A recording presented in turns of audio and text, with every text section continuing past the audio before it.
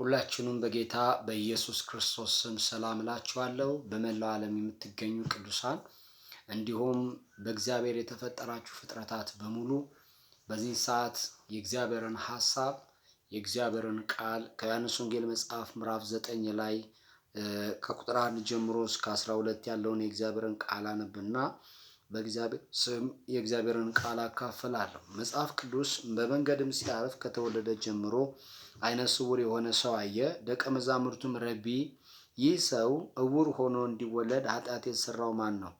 እርሱ ራሱ ወይንስ ወላጆቹ ብለው ጠየቁት። ኢየሱስም እንዲህ ሲል መለሰ፣ እርሱም ወይንም ወላጆቹ ኃጢአት አልሰሩም። ይህ የሆነው የእግዚአብሔር ሥራ በእርሱ ሕይወት እንዲገለጥ ነው።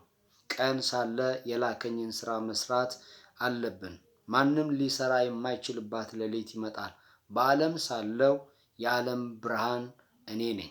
ይህም ካለ በኋላ በምድር ላይ እንትፍ ብሎ በጭቃ እነሆ አበጀ። የሰውየውንም ዓይን ቀባ። ሄደም በሴሎም መጥመቂያ ታጠብ አለው። ሴሎም ማለት የተላከ ማለት ነው። ሰውየውም ሄዶ ታጠበ፣ እያየም ተመለሰ መጣ። ጎረቤቶቹም ከዚህ ቀደም ሲለምን ያዩት ሰው ይህ ሰው ተቀምጦ ሲለምን የነበረ አይደለምን አሉ። አንዳንዶቹም በእርግጥ እርሱ ነው አሉ። ሌሎቹ የለም ይመስላል እንጂ እርሱ አይደለም አሉ። እርሱ ግን አዎ እኔ ነኝ አለ። እነርሱም ታዲያ ዓይኖች እንዴት ተከፈተ ሲል ጠየቁት። እርሱም ኢየሱስ የሚሉት ሰው ጭቃ አድርጎ ዓይኑን ቀባኝ፣ ወደ ሴሎም ሄጄ እንድታጠብ ነገረኝ። ሄጄም ታጠብኩ፣ ማየት ቻልኩ ሲል መለሰ። እርሱ ታዲያ ያ ሰው የት አለ አሉት። እርሱ እኔ አላውቀውም አለ ይላል። ኢየሱስ ክርስቶስ ለዘላለም ጌታ ነው። ወገኖቼ ዛሬ የእግዚአብሔርን ሐሳብ አካፍላችኋለሁ። አሁን ያላችሁበት ሁኔታ የእግዚአብሔር ክብር በእናንተ ሕይወት እንዲገለጥ እንጂ አሁን ያላችሁበት ሁኔታ፣ አሁን የተከበባችሁበት ነገር፣ አሁን እናንተ ጋር አጥቼዋለሁ፣ የለኝም፣ ይጎለኛል የምትሉት ነገር የእናንተ መታወቂያ አይደለም። የሰራዊት ጌታ እግዚአብሔር የፍቅር አምላክ በሆነው በኢየሱስ ክርስቶስ መነካት እግዚአብሔር ክብሩን በሕይወታችሁ ይገልጣል። አሜን ነው ወይ? እንደ በሚል ሐሳብ እግዚአብሔርን ቃል አካፍላለሁ።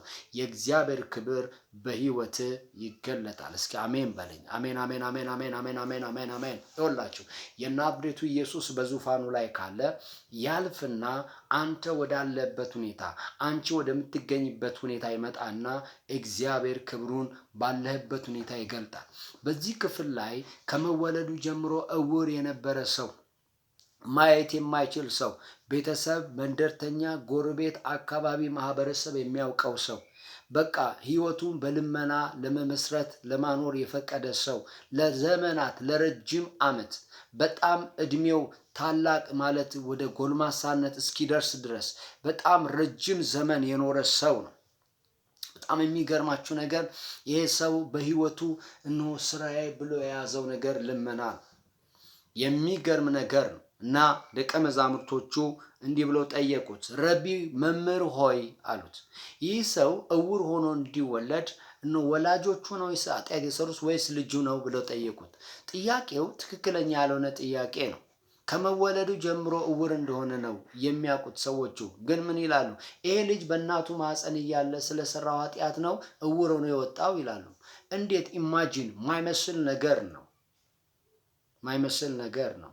ምናልባትም ትንሽ የሚያስመስለው ነገር ቤተሰቦቹ በሰሩት ኃጢአት ይሄ ሰው እውር ሆነ ብለው ቢጠይቁ ይሻል ነበር። ስለዚህ ስለሚጠይቁት ነገር ግልጽ አልነበረም። ግን ጌታ ኢየሱስ ክርስቶስ ምን አለ? የእግዚአብሔር ክብር በዚህ ታሪክ ውስጥ አልፎ እንዲገለጥ እንጂ እርሱም ሆነ ወላጆቹ ምንም ኃጢአት አልሰሩም አላቸው። ስሙኝ፣ አሁን እየጎደለ ነው ህይወታችሁ። በብዙ ፈተናና ችግር ውስጥ አላችሁ። ለብዙ ሰዎች ለነገር ነጋሪ የሚመች የተመሰቃቀለ የህይወት ስርዓት ውስጥ ነው ያላችሁ። ስሙኝ፣ በጌታ በኢየሱስ ስም እግዚአብሔር ክብሩን ይገልጣል። አሜን። እግዚአብሔር ክብሩን በእናንተ ህይወት ውስጥ ይገልጣል። ኢየሱስ ጌታ። ስለዚህ መጽሐፍ ቅዱስ ሲናገር ምንድነው ያደረገው? ኢየሱስ ክርስቶስ ሰውየው ወዳለበት ሄደ። እዚህ ክፍል ላይ እባክህን ጌታ ሆይ ፈውሰኝ ሲል አናይም። በዮሐንስ ወንጌል መጽሐፍ ላይ ዮሐንስ ወንጌል መጽሐፍ ምዕራፍ 9 ላይ እንደው ለመፈወስ ሲጠይቅ አናይም። እባክህን ካልፈወስከኝ ብሎ ሲጠይቅ አናይም። እባክህን ናና ፈውሰኝ ሲል አንመለከትም። በጣም የሚገርም ነገር ነው። የሚገርም ነገር ነው። ኢየሱስ ነው የመጣው። ዛሬ ስሙኝ፣ ኢየሱስ ወደ ቤትሽ ይመጣል።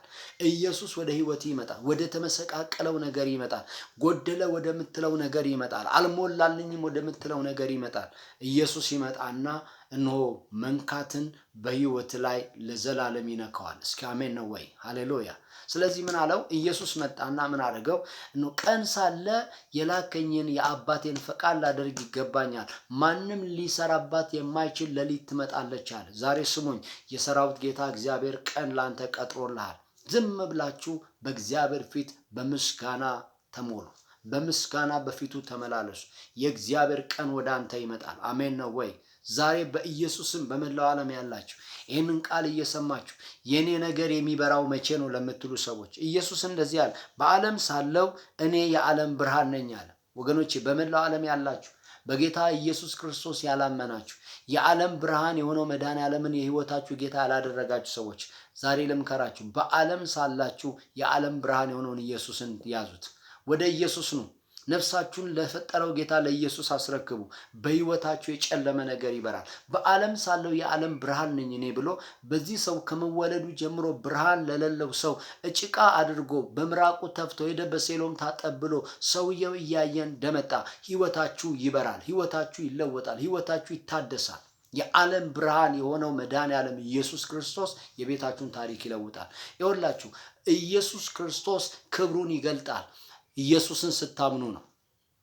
ከዛ የሚገርም ነገር ነው። አይሁድም መልሰው ፈሪሳውያንም የተለያዩ ሰዎች በዚህ ሰው መፈወስ በዙሪያ የነበሩ ህግ አዋቂዎች፣ መንደርተኞች፣ ገንዘብ የሰጡ ያዋጡ የደገፉ ሁሉ ይሄ ሰው እነሆ ስናልፍ የምናውቀው ለረጅም ዘመን ገንዘብ ስንሰጠ የከረምነው ሰው አይደለም ወይ?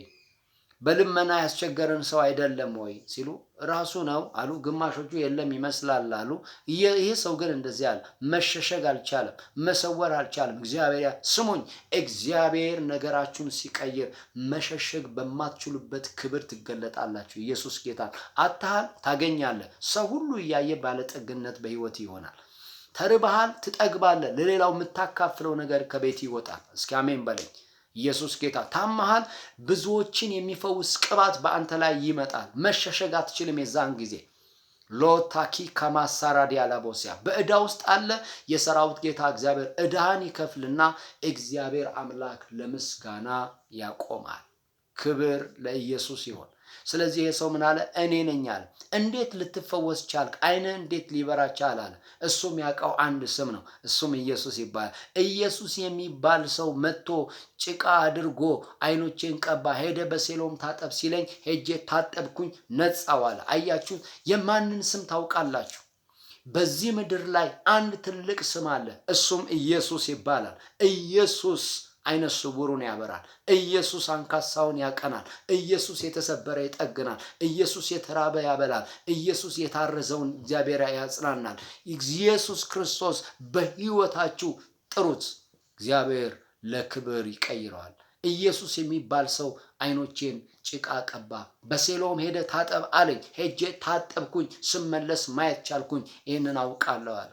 ያንን ሰው ታውቀዋለህ? የት አለ ሲሉ አላውቀውም፣ እነሆ በስም ነው የማውቀው፣ መቼ አየሁትና ሂድ አለኝ፣ ሄድኩኝ አለ። ወገኖቼ የእግዚአብሔር ክብር በህይወታችን እንዲገለጥ መሰረታዊ የሆኑ 3 ዋና ነገሮች እናል። የመጀመሪያው ነገር ባለን ሁኔታ ውስጥ ሆነን በምስጋና እንሞላ። ሁለተኛ ጌታ ኢየሱስ ክርስቶስን የህይወታችን አዳኝ እናድርግ። ሶስተኛ የእግዚአብሔር ቃል የሚለንን እግዚአብሔር በእኛ ህይወት የሚጠብቀውን መልካሙን ህይወት እንለማመድ። እግዚአብሔር ታሪካችንን አሁን ያለንበትን ሁኔታ ለክብር ይቀይረዋል። ኢየሱስ ጌታ ነው። አሜን አሜን አሜን አሜን አሜን አሜን አሜን። እዚህ ክፍል ላይ ታሪክ ሲቀየር እናያለን። ስለዚህ ሰውየው ኢየሱስን አያውቅም፣ ነገር ግን ኢየሱስን ጠርቶ ድኗል። ሰውየው ኢየሱስን አያውቅም። ኢየሱስ የሚለውን ታዟል። ዛሬ መልእክት አለኝ። በመላው ዓለም ያላችሁ ሰዎች፣ ኢየሱስን አላውቅም የምትሉ ሰዎች ዮሐንስ ወንጌል መጽሐፍ ምዕራፍ 9 እንድታነቡ አበረታታችኋለሁ። ኢየሱስን አያውቀውም፣ በታሪክ ግን ሰምቷል። ኢየሱስ ይፈውሳል፣ ኢየሱስ ያድናል ሲባል ሰምቷል። የሰማሁት እንደውም አላለም እኮ ኢየሱስ የሚባል መጥቶ ሲነካው ሲያወሩ ነው የሰማው። ሲያልፍ ደቀ መዛሙርቱ ረቢ ሆይ መምህር ሆይ ነው እንዲያው ያሉት። መምህር ሆይ ነው ያሉት። ደቀ መዛሙርቱ ረቢ መምህር ነው ያሉት። ሰምቶ እንኳን ቢሆን ወገኖች፣ ለብዙ ዘመን ኢየሱስን ሰምታችሁ አንታዘም ያላችሁ ሰዎች ታሪካችሁ እንዲቀየር አልፈለጋችሁ ማለት ነው። ዛሬ ኢየሱስን አድምጡት። ከኢየሱስ ጋር ሆኖ ለኢየሱስ ሕይወታችሁን ስጡ።